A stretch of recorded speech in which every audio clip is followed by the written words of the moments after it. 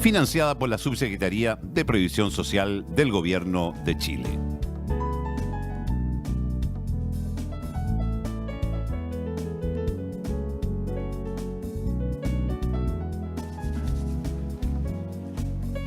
¿Qué tal? Muy buenos días. Como todos los sábados, comenzamos con nuestro programa de educación previsional, difusión del sistema previsional chileno y los beneficios de cotizar. Estamos ya en el 6º capítulo y, por supuesto, desde ya saludamos a las 15 comunas de la región de Coquimbo que nos están escuchando a través de nuestras radios asociadas. Hoy tenemos un programa bastante importante, interesante, informativo, y para acompañar y para conversar también el día de hoy está Manuel Escobar, sociólogo. Bienvenido, Manuel. ¿Cómo estás, Rocío? Bien, pues bastante bien, ya con aires 18, vemos que todos con ánimos ya de fiestas patrias, pero nosotros acá... Más que aires, humos, a partir.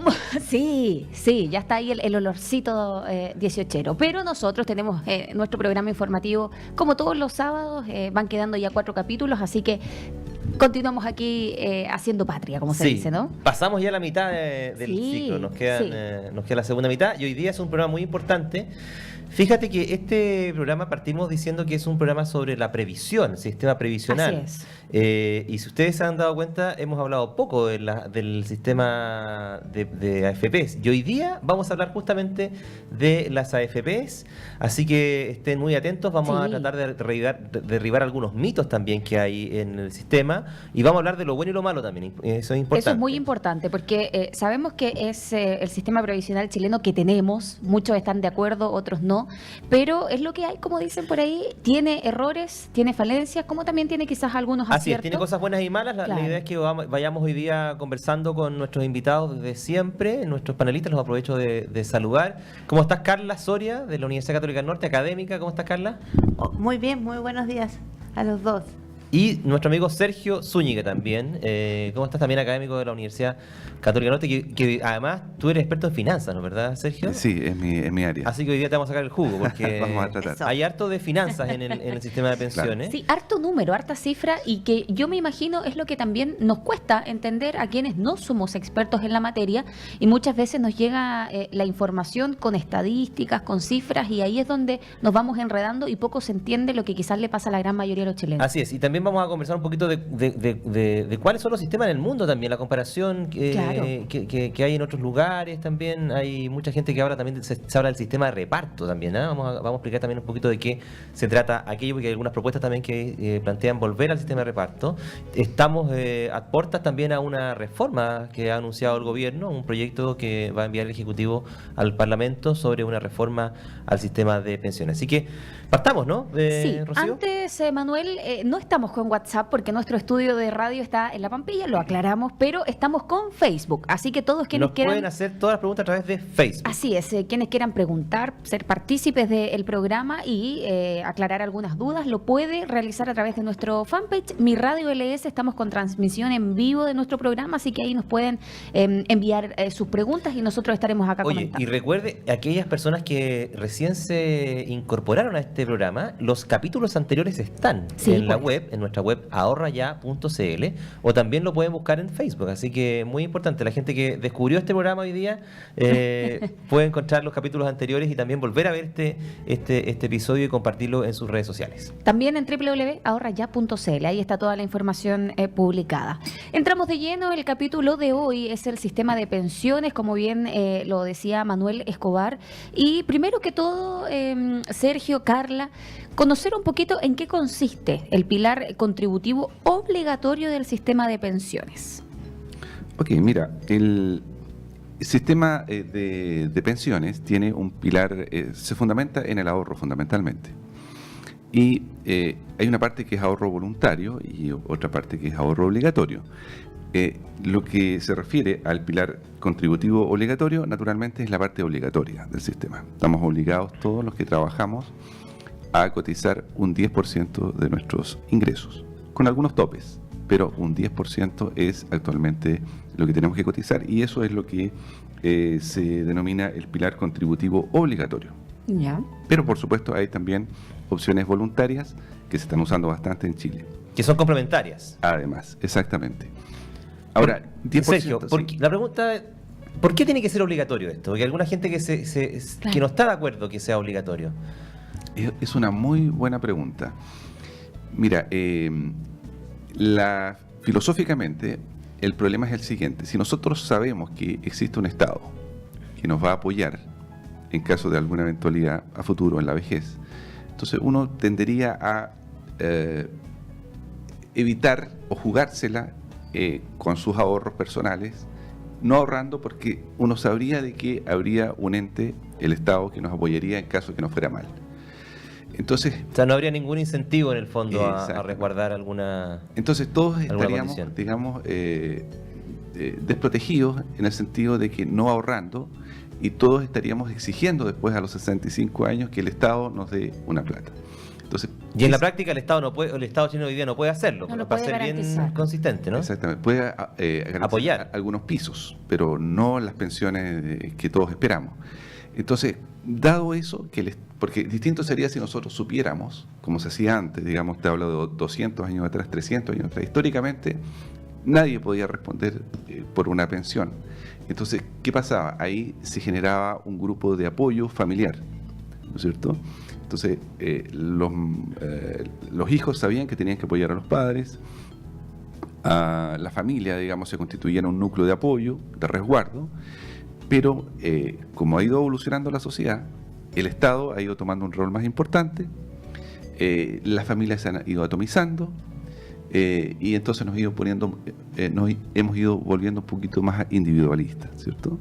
Entonces, de ahí surge filosóficamente la necesidad de exigir usted ahorre, es su dinero, porque de esta manera usted va a poder ser más autónomo y no va a tener que depender del Estado finalmente.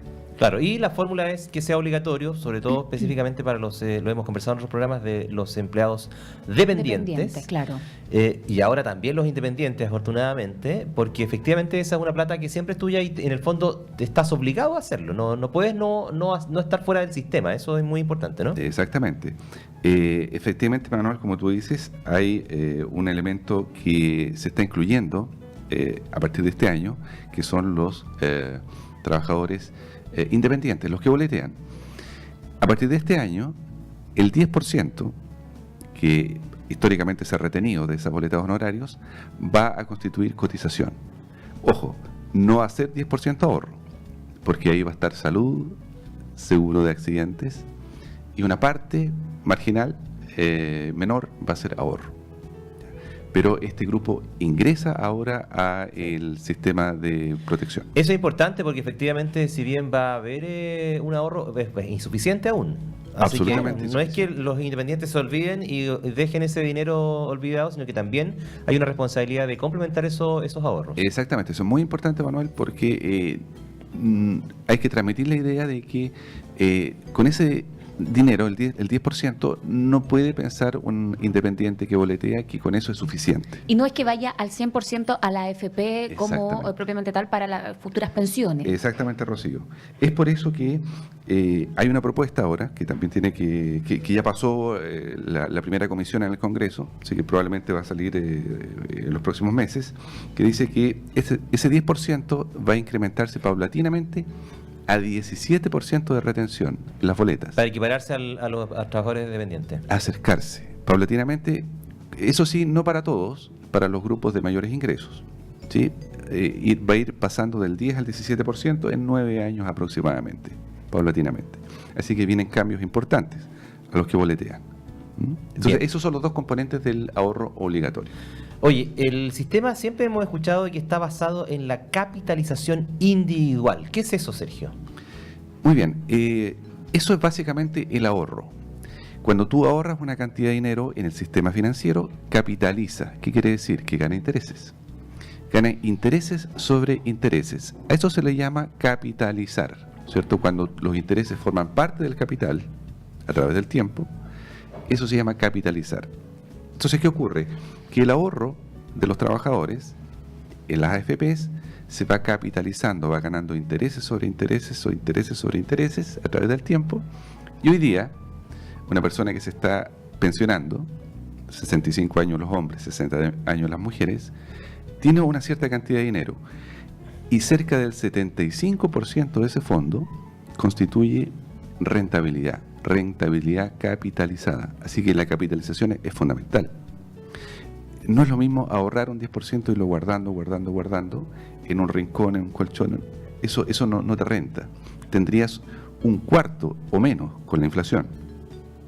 Por eso es que es tan importante este ahorro que entrega una rentabilidad, intereses sobre intereses, ¿sí? A eso se refiere capitalización y además individual. ¿Por qué? Porque está a nombre tuyo. O sea, es una cuenta tuya que es importante, inexpropiable. Manuel Escobar tiene su cuenta y ese dinero es de él. La diferencia es que tú no la puedes sacar en el momento que tú quieras, ¿no? Claro. Exactamente. Y ojo, porque vamos a comentarlo más adelante, vienen algunas propuestas a ese respecto. Para sacar algo. Exacto.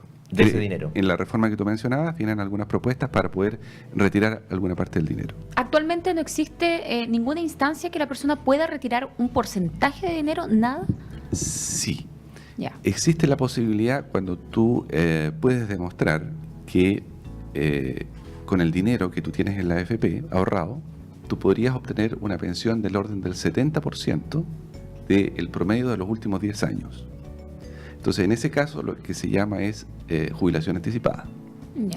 Los requisitos antes eran bastante menores, pero como había mucha gente que se estaba jubilando con pensiones muy bajas, se ha ido subiendo el requisito.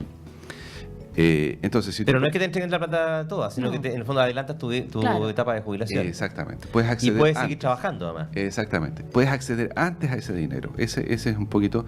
Y eventualmente puedes obtener un excedente de libre disposición. Si tú muestras que puedes obtener un 75% de tus ingresos a través de una renta vitalicia y además te sobra dinero, 2, 3 millones, ese dinero tú lo puedes retirar libremente.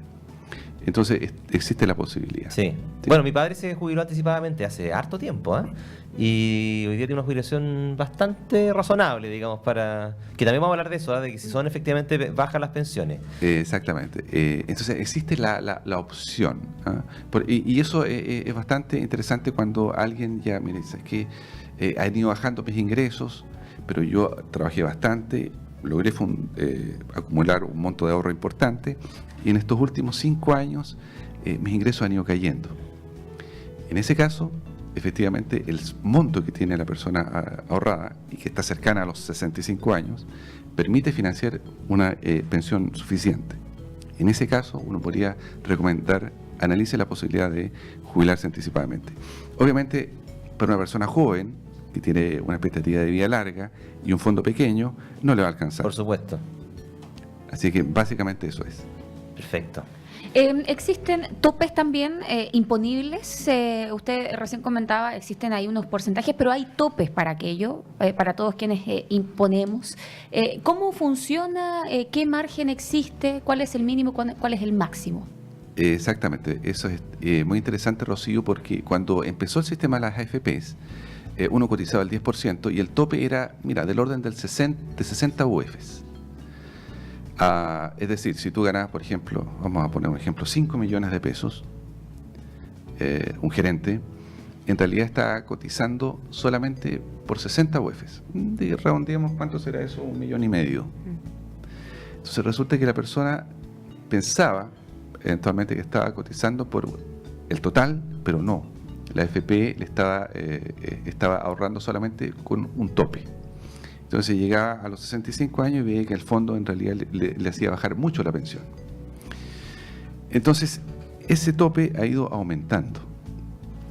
Lo que tiene cosas buenas y malas, porque en realidad tú ya con 60 UF tú tenías una pensión suficiente, pero claro, igual bajaba mucho en comparación a los últimos sueldos. Exactamente. Claro. Entonces ha ido subiendo, Rocío, y actualmente estamos del orden de 75, 76 UFs, el tope.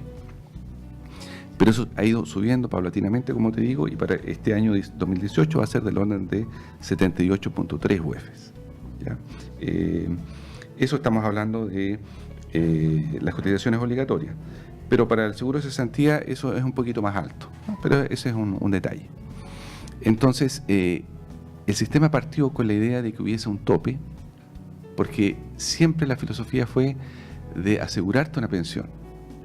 Si una persona ganaba mucho dinero, en realidad era opción de él, te daba la posibilidad del sistema de que tú ahorraras por el 100% de tu renta. Lo obligatorio era un piso, 60 o 78%, 78 UFs, como lo es ahora. Así que efectivamente hay que tener cuidado, especialmente los que ganan rentas altas. Verifiquen ¿cuánto es efectivamente el porcentaje que se Claro. está exactamente cotizando. Y ¿Se puede solicitar que se aumente el porcentaje? Absolutamente. Ah, Y eso perfecto. pasa a ser, por ejemplo, APB Ya. o cuenta 2. Claro, eso ya deja de ser obligatorio y pasa a la categoría de voluntario. Perfecto. ¿no? Pero lo obligatorio es, digamos, este tope. Sí, eso es importante de destacar para las personas que tienen rentas altas, por el hecho que uno queda con la sensación de que al momento de jubilarse va a seguir recibiendo esa misma renta o un porcentaje Claro. de esa renta, pero resulta que es imposible eso porque yo he estado cotizando por una renta por debajo bastante menor, de mi, el tope. de mi ingreso real. Entonces, ese es un tema importante a tener en cuenta, ¿no? Sobre qué sueldo yo estoy cotizando. Y esa es la proyección de sueldo que debería recibir en términos de Digamos que pensión. actualmente el tope, para pasarlo a pesos, estamos hablando de 2.200.000 mensuales. O sea, si alguien... Gana más que eso, estaría por sobre el tope. Sí. Exactamente, por lo tanto no le están cotizando por el 100%, no está ahorrando por el 100% de sus Sí. ingresos. Y entonces él tendría que estar consciente de eso, como dice Carlita, y tendría que eventualmente ahorrar voluntariamente el adicional. Oye, Sergio, mira, esto es bien interesante porque nos lleva a un punto también de discusión, entre paréntesis, y es que si efectivamente el 10% es razonable para cumplir efectivamente con las expectativas de las pensiones, porque yo creo que es un poco bajo si tú lo comparas con otros sistemas. De hecho, el mismo sistema antiguo que teníamos en previsión antes de la AFP se cotizaba bastante más que el 10%. ¿Cuál es tu opinión respecto de eso? Mira, muy interesante, Manuel. En lo que se está discutiendo actualmente, que es la reforma de pensiones, se está proyectando subir de 10 a 14% la cotización obligatoria, y paulatinamente en 8 años.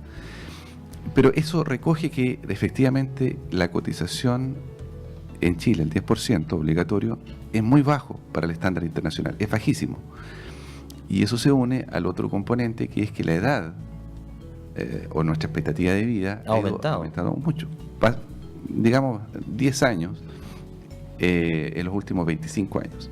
O sea, la expectativa que teníamos el año 80, respecto a la expectativa de vida actual, en los hombres ha ido aumentando muchísimo. Entonces, con un 10%, que es bajo, y con una expectativa de vida larga, eso afecta, digamos, la tasa de reemplazo, es decir, el porcentaje de tus ingresos que representa las pensiones. De tal manera que esta reforma era muy necesaria. A eso tú tienes que agregar otro componente al cóctel, y es que los ingresos en Chile son muy bajos. Eso te iba a comentar, porque el problema de que aumente el porcentaje de la cotización, claro. es que afecta a tu líquido en el fondo, es lo que tú recibes. ¿Y qué si- pasa si los sueldos no suben? Exacto, porque la verdad que, a propósito de lo que hablábamos del tope, desafortunadamente es una minoría Claro. quienes ganan sobre los 2 millones de pesos.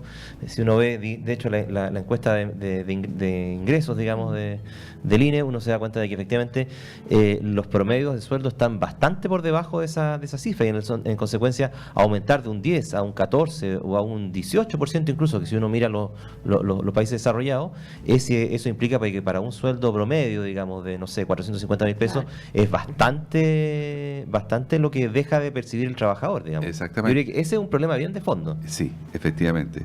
En el sistema antiguo, por ejemplo, en Chile, de las cajas que había antes del año 80, se llegaba a cotizar hasta el 30%. Entonces, eso fue un gran incentivo para mucha gente salir voluntariamente del sistema de las cajas, pasarse a las AFPs, Claro. porque con eso, por esa Aumentaban vía, su salario. aumentaba inmediatamente de un mes a otro su salario, digamos, el líquido. Entonces, hay que considerar también, como tú señalabas, de que las remuneraciones en Chile son bajas. La mediana, el ingreso mediano, si tú ordenas a todos los trabajadores de Chile En una lista. en una lista, digamos, y ves el que está en la mitad, ese gana del orden de 350.000 pesos mensuales. Eso es bajísimo. Sí. Entonces, Teniendo en cuenta que el sueldo mínimo son 270.000 pesos, ojo. exactamente, o sea, poquito Estamos más. muy ¿no? poquito sobre el sueldo mínimo. Entonces, sueldos bajos, cotizaciones bajas, 10%, expectativa de vida muy larga. Nosotros estamos en el récord mundial de la expectativa de vida, de cómo se ha extendido la vida en Chile, es increíble. Entonces estamos a nivel superior al promedio de la OECD. O sea, la expectativa de vida en Chile es superior incluso al promedio de los países desarrollados. Esos 3 elementos hacen que efectivamente las pensiones en Chile sean bajas, ¿cierto? Y por eso es que ahí viene toda esta reforma ahora que se está ingresando luego al Congreso. Pero entiendo que de eso vamos a hablar un poquito más adelante en el programa. Sí, por supuesto. Oye, entonces para resumir, ¿cuáles son los componentes y los principios de este pilar contributivo? Lo comentamos hace un rato, ¿cierto? Son el ahorro y capitalización, dijimos, la administración, la obligatoriedad, la propiedad y la licitación y la competencia. Cuéntanos un poquito de estos componentes, Sergio, por favor. Muy bien, sí, efectivamente estos son los componentes de este pilar contributivo, de este 10% obligatorio que va al ahorro individual. Ahorro y capitalización, lo habíamos comentado, las personas ahorran y capitalizan ese ahorro en cuentas que son individuales. Administración, ¿quién administra estos fondos? Son entes, actualmente las AFPs, independientes del ahorro, es decir, no son los mismos ahorrantes, son empresas que se dedican por giro exclusivo a administrar estos dineros, que son actualmente las AFPs. Se está estudiando que ingresen otros agentes más a este... Más competencia al sistema, está un poquito oligopólico la cosa, ¿no? Exactamente. Es obligatorio, ese es el otro componente, obligatoriedad, efectivamente todos tenemos que cotizar un 10% con los topes, todos los que trabajamos digamos con contrato dependiente, y ahora también va a ser obligatorio los que cotizan, los que están con boleta de honorarios. Y lo otro es que hay licitación y competencia. ¿Qué quiere decir esto? Que cada 2 años se hace una licitación para los nuevos ahorrantes, los que están entrando al sistema, para que elijan la AFP que tiene menores costos. Entonces esto, con la reforma del 2008, ingresó o generó mayor competencia, ¿cierto? Estaba todo muy tranquilo y ahora la autoridad dijo, mire, vamos a tomar a todos los nuevos que entran al sistema, vamos a hacer un paquete con todos ellos y vamos a decir, les vamos a preguntar a la AFP, ¿quién de ustedes quiere quedarse con este grupo de nuevos cotizantes? ¿Y qué debe ofrecer la AFP para poder quedar con esta licitación? La menor comisión posible. Ya.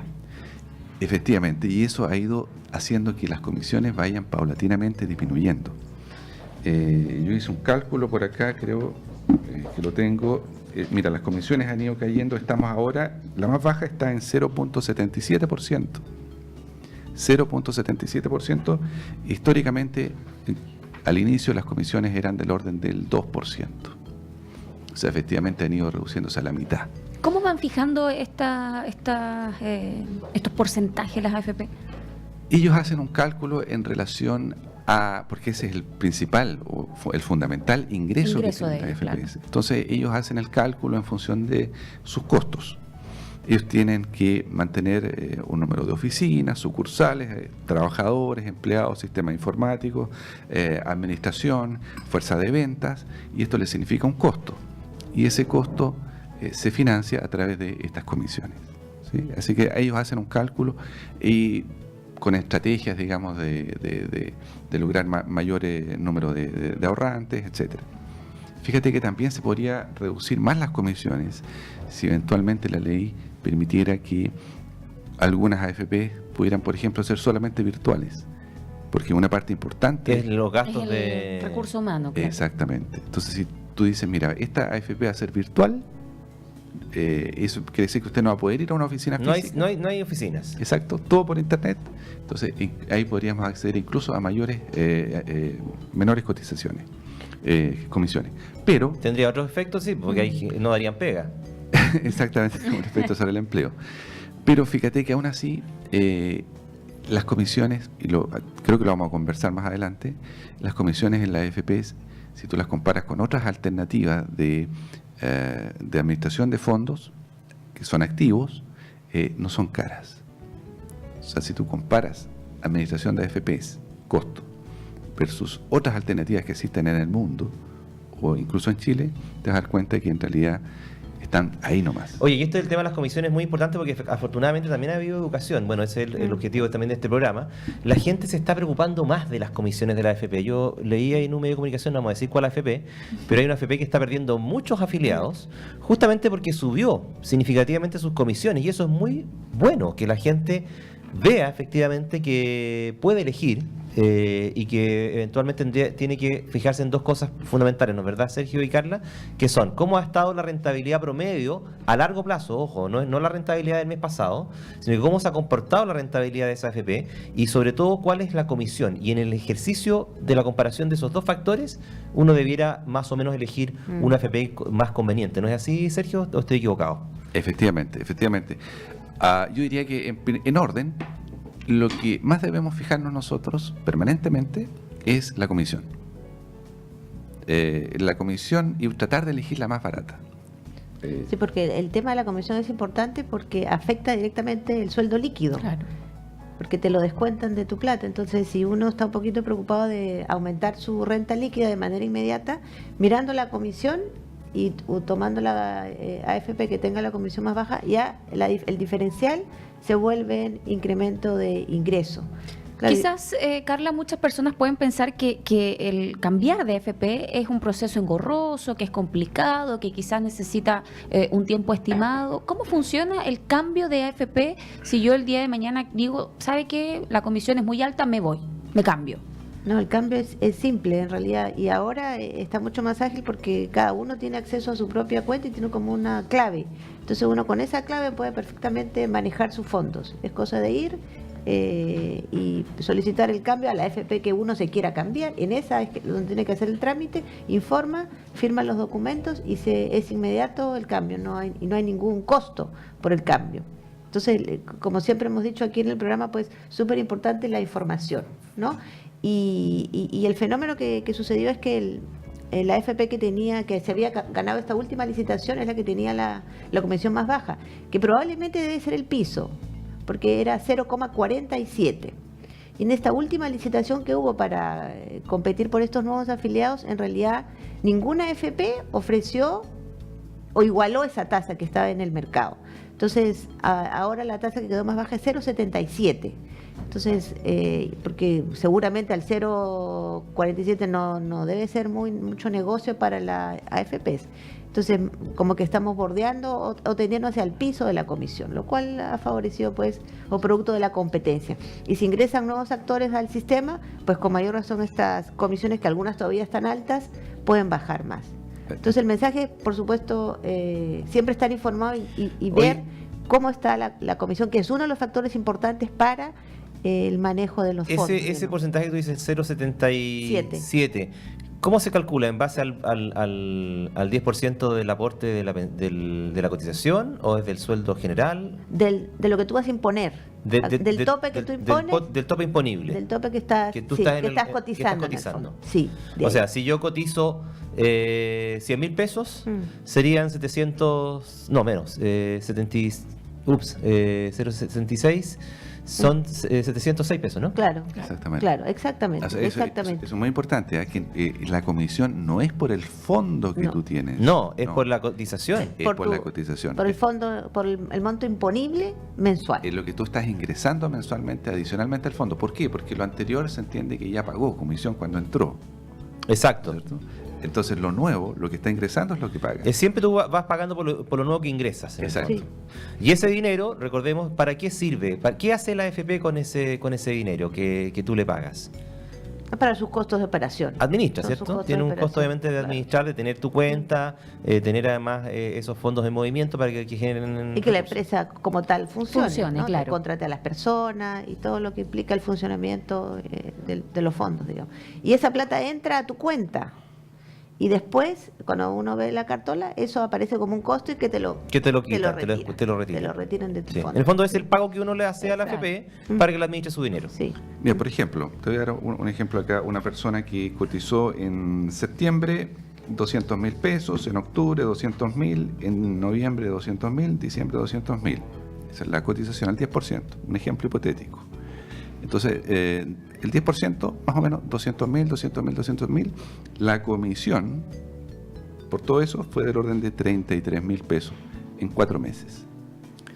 En realidad, 33.000 pesos en 4 meses, por todos los servicios que te dan, todo el personal que está trabajando, el sistema informático, es una comisión razonable. Parece un precio razonable, ¿cierto? Sí, pero de todos modos hay para quienes puede significar harto, al menos en el bolsillo. Exacto. Y ahí es donde está un poco también la disputa en cuanto es lo que tú aportas a la AFP.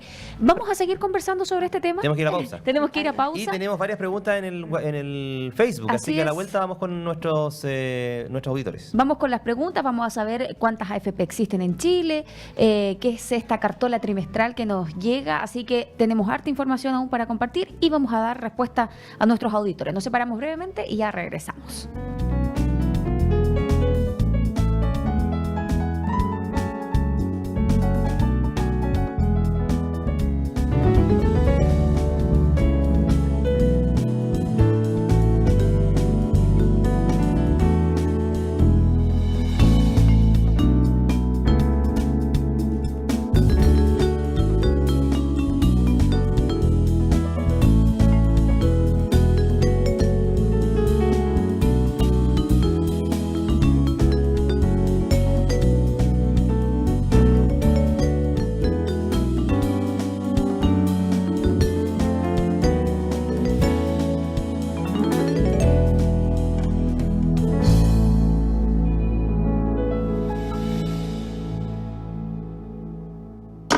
Esta es la...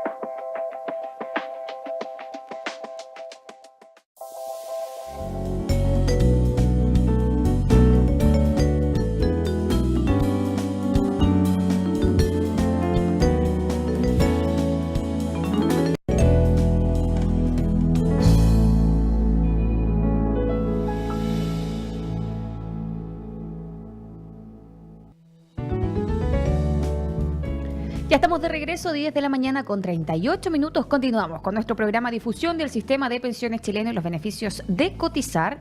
Y tenemos preguntas de nuestros auditores, Manuel. Tenemos muchas preguntas a través de Facebook. Recordemos que las preguntas las estamos recibiendo a través de nuestro Facebook. Oye, en realidad no es una pregunta, es un comentario que hace nuestro amigo, pero que yo quiero recoger esta inquietud porque yo la he escuchado muchísimas veces y tiene que ver con esta sensación de que las AFP nunca pierden y son los afiliados los que perdemos del producto de las bajas del mercado, etcétera. ¿Es cierto eso, Sergio, que las AFP nunca pierden en el fondo? Yo diría que parcialmente, parcialmente. Ocurre que es totalmente razonable que sean dos negocios separados, es decir, que la administradora de los fondos se diferencie de los fondos para que no existan incentivos perversos en ese sentido. Porque un negocio es la administración de los fondos y las AFP tienen que ser muy eficientes en administrar los fondos, en atender a sus clientes, en informarles, en proveer oficinas, etcétera, etcétera. En mantener a sus clientes. Exactamente, también. mantener a sus clientes, atenderlos bien. Y otra cosa es los negocios en los cuales están invertidos esos dineros, hay que tratarlos de mantener separados. Pero es importante saber que por ley las AFP tienen un fondo de reserva que representa del orden del 1% del fondo que ellas administran. Y ese dinero, que representa el 70% del patrimonio de la AFP, tiene que estar invertido en el fondo de AFP, en el mismo fondo. Es decir, parte importante del patrimonio de las AFPs está invertido en los fondos de la AFP. De esa manera tienden a alinearse los intereses. Exactamente. Entonces, es parcialmente cierto. No está 100% de que si al fondo de AFP le va mal, a la AFP le vaya mal, completamente. Efectivamente le va mal porque pierde clientes y porque su patrimonio también disminuye. Se perjudica. Entonces tiene buenos incentivos a lograr la máxima rentabilidad, pero controladamente. Sí. O sea, efectivamente hay una parte que sí pierden. Exactamente. O sea, no es que sean independientes. No es que sean independientes, no es que van a asegurar con la ganancia asegurada. Exacto. No es así. Hay un alineamiento, pero no hay una relación uno a uno. Exacto, eso es importante. Bien. Ahora, yo en la pausa comentábamos de que de pronto yo escucho a alguna gente y la opinión también personal de uno. Porque recordemos que este programa no es a favor de la AFP, ojo. No es una oda. Hay alguna gente que nos está diciendo, no, estamos mostrando cuáles son las cosas buenas y cosas malas del sistema, porque efectivamente, justamente, el objetivo es que la gente esté informada, porque se viene una reforma previsional y que la gente pueda opinar informadamente. Y una de las cosas que yo llamaba la atención es que hay una gente que cree que no hay que pagarle a la AFP. Entonces, cuando yo doy el siguiente ejemplo, es cuando tú vas, por ejemplo, y tienes un problema de un juicio, y tú vas y le pagas a un abogado, tú pierdas o ganas el juicio, le tienes que pagar igual al abogado. Claro.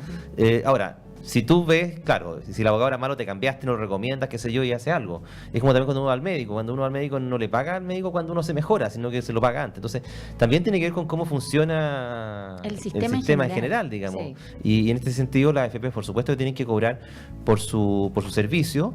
Hemos conversado de que el precio es bastante razonable. De hecho, hay competencia. Uno puede elegir efectivamente la AFP que tenga menos comisión. Como bien decía Sergio, incluso se busca que haya más competencia aún. Así que yo encuentro que sería buenísimo si es que se quiere adoptar en estas modificaciones. También tenemos más preguntas. Humberto Ríos, a través de Facebook pregunta: ¿por qué una comisión por perder rentabilidad con mis fondos? Sí, lo que conversábamos recién, porque son dos negocios distintos. Uno es administrar el fondo y otro es el fondo mismo. Por ejemplo, si nos fuera muy mal en un mes en el fondo de AFP por las inversiones en el extranjero, etcétera, entonces, si estuvieran vinculadas uno a uno, como decías tú, bueno, la AFP tendría que cerrar un mes, 2 meses, 3 meses, porque los números son rojos. Entonces, no puede ser uno a uno. Tienen que ser dos negocios separados. Para que tenga sustentabilidad en el fondo. Exactamente. Y incentivos para que también entre gente al negocio, porque eso es muy importante. Exacto. Además, importante en el tema de las rentabilidades, que pueden haber periodos malos, con rentabilidad negativa, pero hay que mirar, como lo decía justo Manuel al inicio, hay que mirar la rentabilidad en el largo plazo. ¿no? Los valores de rentabilidad. Pueden haber periodos buenos, pero también periodos malos. Entonces la mirada es más transversal, o sea, cuando el sistema no está yendo de la mejor forma, hay que esperar que en algún momento esto va a recuperarse y entonces la rentabilidad al final tiende a ser positiva. Y ante eso también, Carla, muy importante que la gente esté informada en cómo se está moviendo el mercado, en los cambios, en los porcentajes, en las tasas. Eso es muy importante. Las rentabilidades que ofrece cada una de las administradoras, ¿sí? Porque uno de los factores que había que hacer seguimientos pues son las comisiones. Pero el otro factor, por supuesto, para mejorar el fondo que uno está juntando, pues es la rentabilidad. Y ahí también hay algunas diferencias entre unas y otras. Oye, tenemos otra pregunta que también es muy relevante. Dice, ¿es verdad que son bajas las pensiones que paga la AFP en comparación con el sistema anterior? En realidad hay dos preguntas. Uno, si son bajas, y otro, comparado al sistema anterior, que había, que es un sistema de reparto, ¿no es verdad, Sergio? Exacto. Yo diría que las dos falsas. Si tú comparas actualmente las pensiones del sistema anterior, es decir, incluso las cajas actualmente, las que siguen pagando, te vas a encontrar que las pensiones son en promedio incluso inferiores a las jubilaciones de los trabajadores con rentas similares en las AFP. Porque todavía existe un porcentaje de personas que están jubiladas con el sistema antiguo. Exactamente. Personas que no se cambiaron, porque era mantuvieron opcional. el sistema anterior. Exactamente. Digamos que cuando se apareció el sistema de AFP, fue obligatoria su incorporación a todos los nuevos trabajadores. Pero los que ya estaban trabajando en las cajas antiguas, cotizando en las cajas antiguas, fue voluntario. Gran parte de la gente del sistema antiguo se cambió al nuevo. Por lo que usted mencionaba también recién, que había un incentivo también del líquido. Claro. Exacto. Se cotizaba con un 30%, se disminuyó a un 10%, claramente había un incentivo ahí importante. Exactamente. Pero aún así, mucha gente se quedó en las cajas antiguas. Y hoy día tú puedes comparar y decir, mira, ¿cuánto tú años cotizaste y cuál fue tu renta promedio en el sistema antiguo versus la gente en el sistema actual? ¿Y cuáles son las pensiones equivalentes? Y te vas a encontrar que las pensiones del sistema antiguo son más bajas que las comparables con las AFPs. A razones comparables, por supuesto. Iguales años, tasa de reemplazo. Eso es importante. ¿Qué es la tasa de reemplazo, Sergio? Muy bien. Se escucha bastante que se habla de la tasa de reemplazo. ¿Qué es lo que es la tasa de reemplazo? Mira, la tasa de reemplazo es qué porcentaje de la renta que tú tenías antes de jubilar, en promedio, es tu pensión actual, tu jubilación actual. O sea, en cuánto cae. Por ejemplo, en Chile actualmente estamos hablando de 40% tasa de reemplazo en los hombres, en las AFPs, y del orden de 30% en las mujeres. O sea, una mujer que ganaba 100, su pensión baja a 30. ¿Cierto? Eso es bastante. Harto. ¿Pero por qué? Porque las mujeres se están jubilando a los 60 años y tienen una expectativa de vida larguísima. Y además, las mujeres cotizan muy poco. Muy poco. Entre otras cosas porque también tienen dificultades a incorporarse al mundo laboral. Claro. Exactamente. Tiene también más lagunas previsional, que lo conversamos cuando tuvimos el tema de las mujeres. especial de mujeres, claro. sí. La densidad, ¿no? Lo que se llama la densidad de las cotizaciones. Sí, y ahí hay una cosa interesante, yo creo, para la reforma que se está trabajando y que tiene que ver con, bueno, lo hemos conversado, hay algunas instancias de mejora, digamos, o de mitigación de esta condición de mejorar a la mujer, pero yo creo que hay que avanzar mucho más y que están relacionadas fundamentalmente con el rol también de las mujeres de la crianza de los hijos, que eso también merma bastante su incorporación y mantención en el mundo del trabajo. Hay muchas mujeres que de hecho deciden postergar su trabajo o hacer una pausa, digamos, claro. Y después volver. Y ahí la sociedad no se hace cargo de eso, así que yo diría que cualquier reforma al sistema de pensiones debiera efectivamente incorporar esa variable, porque las familias las tenemos que pagar todos, no solamente las mujeres, pues los niños y las niñas son responsabilidad tanto de los hombres como de las mujeres. Sí. Precisamente sobre los cambios que tú apuntas, Manuel, acá tenemos una pregunta en Facebook que dice, ¿qué cambios incluye la reforma al proyecto de pensiones que se está discutiendo? Muy bien. Mira, no sabemos en detalle lo que va a venir, porque todavía se está afinando bastantes puntos, pero tenemos algunas cosas que se han filtrado. En principio, la cotización va a subir del 10 al 14%, ¿cierto? Del pilar obligatorio. Pero eso va a ser digamos, progresivo en 8 años. Entonces prácticamente no se va a sentir. Y de esa manera nos acercaríamos un poco a los niveles de la OECD, que es este grupo de países desarrollados. Digamos que ellos cotizan en promedio el 18% de sus ingresos y nosotros estamos en el 10%. Entonces estamos muy, muy por debajo. Entonces, si llegamos al 14% nos vamos a estar acercando. También se habla de dar incentivos a postergar la edad de jubilación. Se habla de mayor competencia, por ejemplo, que entre nuevos actores como las cajas de compensación, las cooperativas de ahorro. Se habla de un seguro de dependencia, que es para los no autovalentes, los que necesitan ayuda de terceros. Se habla de ampliar la cobertura del pilar solidario, para tratar de llegar al 60% de la población. Eso es muy importante. Exactamente. Que son justamente las personas que no tienen la capacidad del ahorro. Exacto. Lo hemos conversado también en otros programas, ¿no? Se habla también del retiro parcial de fondos, y que tú puedes retirar al momento de jubilarte una cierta cantidad de libre disposición. En fin, ahí vienen varias cosas que yo creo que son positivas y que esperemos que sea aprobado rápidamente por el Congreso. Sí, y en ese sentido yo he escuchado también algunas iniciativas o algunas discusiones respecto de qué hace la gente cuando retiras ese dinero anticipado. Tampoco la idea es que sea para fiesta, para celebrar un cumpleaños, sino que efectivamente para, por ejemplo, invertir en un pie de una casa, Claro. En la educación de los hijos también puede ser algo interesante. O sea, que ese recurso, que ese dinero no sea solamente para consumo, sino que efectivamente tenga una, y que es un poco lo que se ha una relación con el conversado. futuro. Cuando se propone esto de que la persona pueda retirar y que pueda sentir que ese dinero sí efectivamente es suyo, se ha conversado, ¿qué pasaría si efectivamente la gente puede retirar ese dinero? ¿Se van a tomar buenas decisiones con ese dinero en mano? ¿O pueden hay otros factores influir también que no sé si todos los chilenos estamos tan preparados para aquello? Sí, quizás la gente va a retirar antes de estas fechas, por ejemplo, de fiestas patrias, ¿no? Y que claro, ahí vamos a otros temas. Eso es muy importante, que tiene que ver con la endeudamiento. responsabilidad La de cada uno. Y la educación ¿verdad? financiera. Pero hay una experiencia en el caso de Perú, por Mira, ejemplo. justamente nos acaban de mencionar esa pregunta. ¿Qué pasa en Perú? Dicen que es mejor y que pueden retirar. ¿Es verdad eso? O sea, en el Perú existe, cuando uno se jubila, tiene la posibilidad de sacar el 95% del fondo. ¿Por qué? Porque la diferencia obligatoriamente se las dejan para tener cobertura de salud. Entonces ya la salud sí queda cubierta, pero cada uno es autónomo en decidir qué hace con ese 95% de su fondo. Autónomo. Y claro, ahí en realidad la idea, por lo menos han surgido muchas alternativas de inversión, cajas, cooperativas y compañías de seguro que ofrecen atractivas alternativas de inversión, y ahí cada uno tiene que tomar la mejor decisión.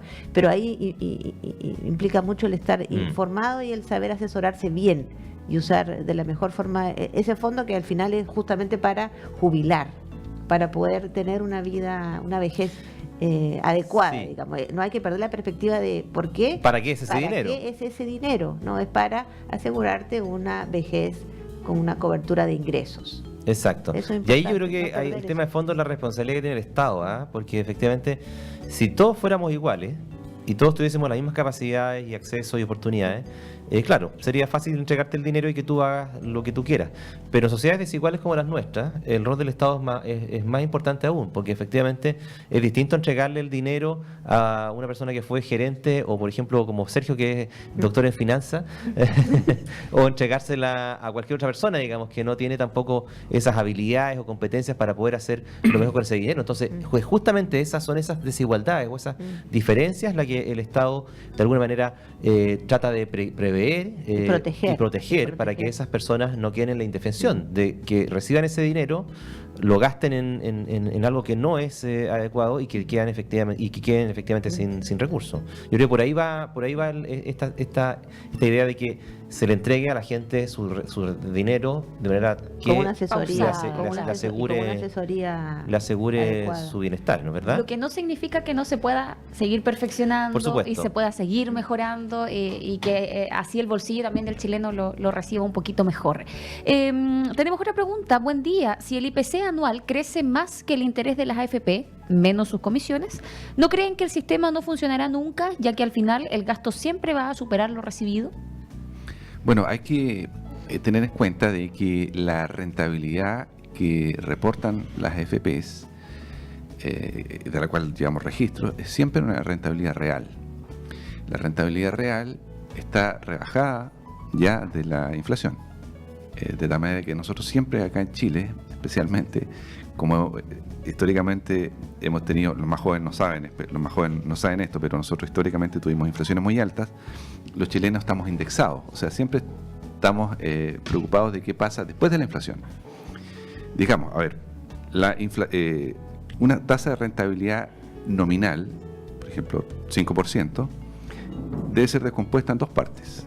Una parte es la rentabilidad real, por ejemplo, 3%, y otra parte es la inflación, por ejemplo, 2%.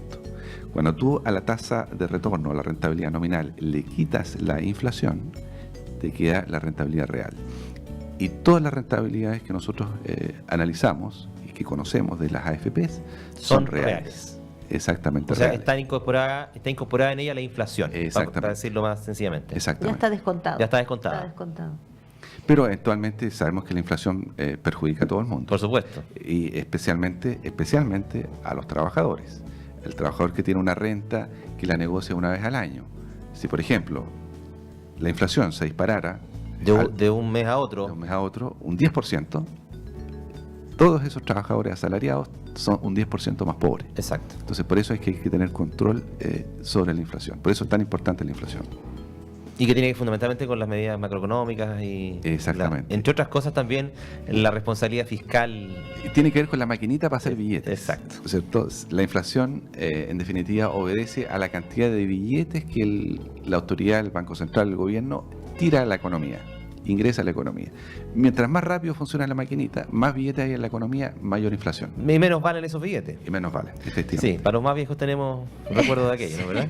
Brevemente, porque ya nos quedan solo 4 minutitos, ¿qué es la cartola trimestral? ¿Qué información tiene? Recalcar que en Chile existen la AFP Modelo, AFP Plan Vital, AFP Habitat, AFP Capital, AFP Cuprum y AFP Provida. Son las AFP que actualmente existen en Chile y que emiten esta cartola trimestral. ¿Qué información tiene y para qué nos sirve? Muy que le bien. llega a uno que a veces uno la descarta y dice, ¿qué es esto? ¿Qué es esto? Claro. Sí. Y bien poco se entiende muchas Sí. veces. Eso es muy interesante que empecemos a familiarizarnos con nuestra cartola, que o la obtenemos en papel o podemos nosotros pedir que la manden Por correo electrónico. Por correo electrónico, exactamente, y también la podemos acceder a ella a través de las páginas web. Pero mira, básicamente te va a llegar una cartola por la cuenta obligatoria, el 10%. Te puede llegar por otra cartola distinta por el APB, si es que tienes, que es el ahorro previsional voluntario, y te puede llegar otra por el ahorro voluntario cuenta 2. O sea, está muy separado, no están confundidas las platas allí. Veamos, por ejemplo, el caso de la cuenta en la AFP, el 10% obligatorio. La cuenta obligatoria. ¿Qué vas a tener ahí? Vas a tener, por una parte, el saldo inicial, cuando partió el cuatrimestre. ¿Cuánta plata había allí? Y vas a tener abajo cuánto tienes ahora. Entonces, del saldo inicial al saldo final pasaron algunas cosas que están allí muy bien explicadas. Por una parte hubo ingresos, o sea, dinero que tú ingresaste, aportaste a tu fondo durante ese cuatrimestre. Que es la cotización obligatoria, La cotización obligatoria. o eventualmente voluntaria, si es que hubiera. Iría a otra, ese puede ir a la Otra PB. cartola. Ah, acabo de esta es decir. solamente del obligatorio. Obligatorio. El 10% obligatorio, exactamente. Entonces, te decía, hay un saldo inicial, hay un saldo final, hay unos ingresos, que son lo que tú decías, Manuel, el 10% de obligatorio, que está reflejado mes a mes, cuánto fue allí aportado. Eso es importante que lo revisemos, si efectivamente nuestro empleador está poniéndonos ese 10% allí. O sea que el descuento que te hacen a ti en tu boleta mensual se refleja en es tu, el mismo valor en tu que AFP. está en tu cuenta La individual. liquidación, exactamente. Y eso es muy importante. La ¿eh? liquidación de Que coincidan remuneración. los valores. Sí. Y después tú tienes los egresos, ¿cierto? Y los egresos fundamentalmente son las comisiones. En el ejemplo que tenía yo acá, de una cartola, la comisión está rebajada del orden del 30.000 pesos. pero esta es una persona que cotiza por el tope. Y entonces la comisión aquí del 4 meses fue de 33.000 pesos, estamos hablando de 7.000 pesos mensuales aproximadamente. Sí. Sí. Y eso es, básicamente. Entonces, repito, hay un saldo inicial, voy a dar algunos números. Por ejemplo, un saldo inicial de 100 millones, hay un saldo final de 110 millones. En el entremedio pasaron 3 cosas. Hubo esta cotización al 10%, hubo una comisión de la AFP y además, lo más importante, hay una rentabilidad. Exactamente. En este caso la rentabilidad fue de 4 millones. Y eso tiene que sumar perfectamente. Saldo inicial, más los ingresos, más las rentabilidades, menos las comisiones, tiene que ser exactamente igual al saldo final. Y ahí está el saldo final. Y es relativamente sencillo, es una suma y resta. En el caso de las mujeres, como lo conversamos en el programa de mujeres, la cartola de ingresos también, como ingreso también aparece este diferencial que conversamos que había por el seguro de invalidez, que para las mujeres era más barato. Entonces aquí se le agrega a las mujeres el diferencial entre el valor hombre del seguro de invalidez y el valor de la mujer, que es menor. Entonces ahí es donde se aprecia que las mujeres además se les agrega un diferencial por ser menos costosas en términos de los accidentes. Y Bien. aquí se refleja también como ingreso para las mujeres. Se nos acabó el tiempo, pero antes hay una pregunta de Fito Montt. Dice, ¿nos podemos llevar los fondos al Perú? Esta la respondimos ya en el especial de migrantes, pero Carla, por favor, respóndela a nuestro auditor. En realidad, el trasladar los fondos no es tan simple ni sencillo. Hay que tener una serie de requisitos y lo primero que le van a pedir a uno es acreditar su permanencia en el Perú. O sea que una vez que se va, efectivamente va a radicar en el Perú. Ese es, digamos, el punto de partida. Si es así, si uno cumple con eso, bueno, también hay que tener unas ciertas anexos en el contrato donde dice que uno tuvo un contrato extranjero y que eventualmente se puede ir para allá y allá llevarse los fondos. Y claro, tiene que ser técnico o profesional.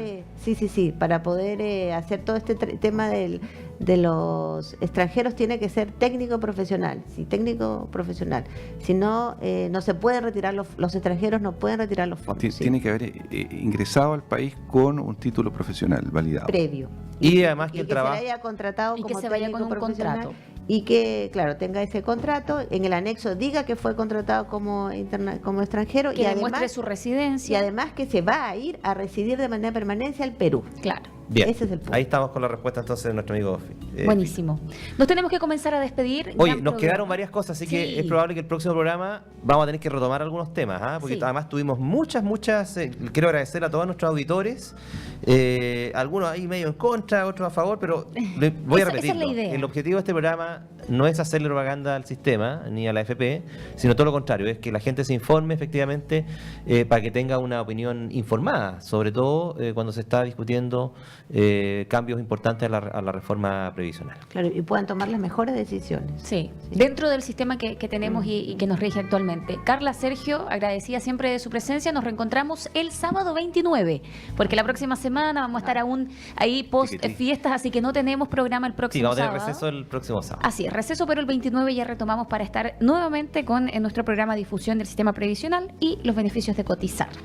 Pues Hasta- lindas fiestas para todos. Sí, igualmente, pues. eso, muy importante. Y Y también despedimos. precaución, yo creo que hay que moderarse, si No debe más, no no se conduce. conduce. Y saludar a las 15 comunas de la región de Coquimbo, nuestros medios asociados que están conectados con nosotros. También desear unas felices fiestas a toda la región de Coquimbo. Nos despedimos, Manuel. Así es. Chao, Nos vemos. Chao, chao. Chao, gracias.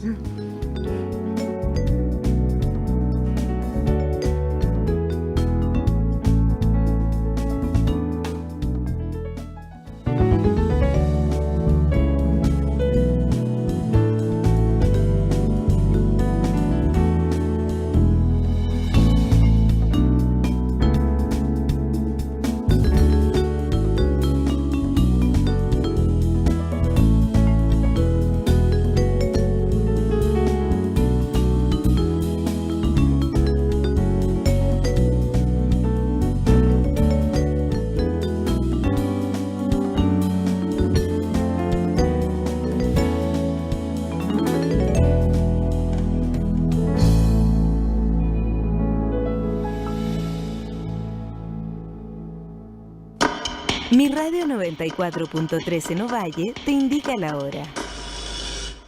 Son las 11 de la mañana.